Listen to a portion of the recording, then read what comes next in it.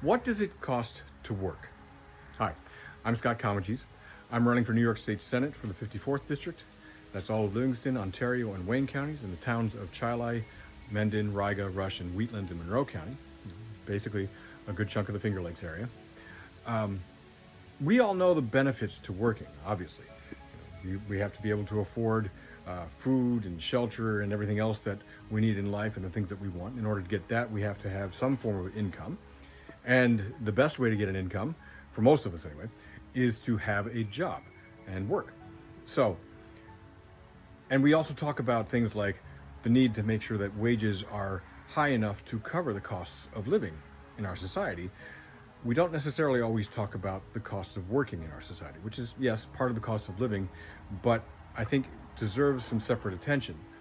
Because, and I'm bringing this up for two reasons. First off, we're about to head into Labor Day weekend, and we're going to talk about all things in the labor movement over the weekend. You'll be inundated with posts, and there'll be rallies, and you'll see articles in the paper and things like that, all about the labor movement and why that has benefited us and created the middle class, or helped to create the middle class that did get this country really going strong, and the need to build that middle class more. We'll talk more about that later.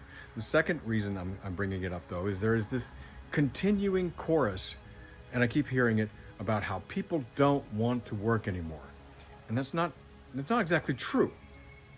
I don't think that it's people don't want to work, but it might be, at least part of the problem, people might not be able to cover the costs of working. People might not be able to afford to work.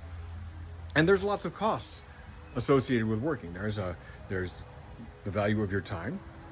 There's a cost to your time. There is the cost of education. And we've got a good public education system that does need to improve drastically, but there's a cost to that as well.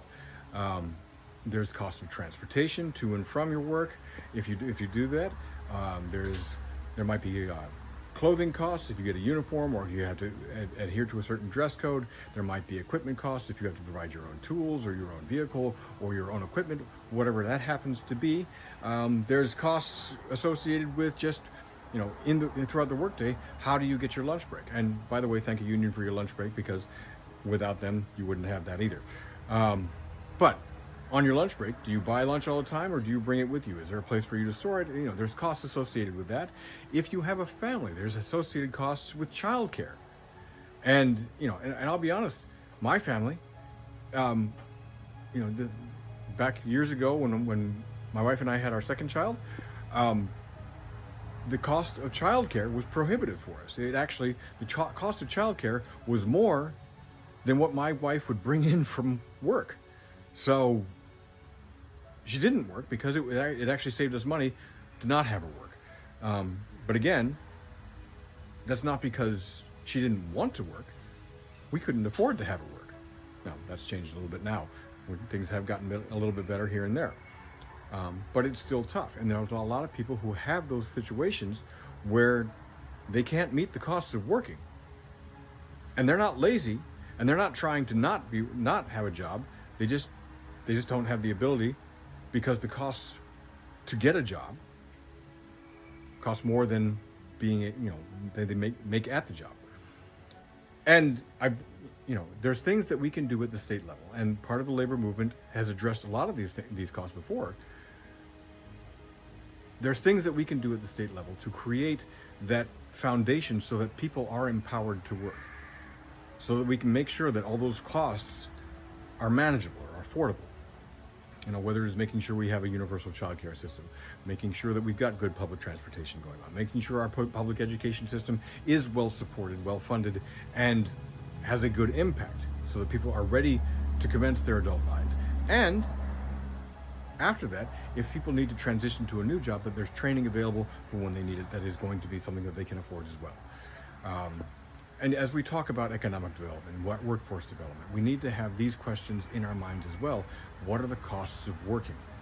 So that when we are coming up with the legislation, when we are coming up with these supports, we're not just thinking of what benefits the employers. Now, if we answer the questions that I'm asking right now, and we put programs in place for managing healthcare costs, or child care costs, transportation costs, clothing costs, all of these things, that's actually of benefit to employers as well as workers, Because if the workers can afford to work, then the employers will have workers, right? It's a pretty basic system. So this weekend, it's one of the things that I want to think about. I'm going to get back to work now with the alpacas here, because there's a number of things that I've got to do. And we'll talk more as we go further about workforce development and economic development, covering the costs of working and making sure that everybody can successfully live the lives that they want as their genuine selves with dignity, prosperity, security, and justice. All right. Thanks very much. We'll talk soon.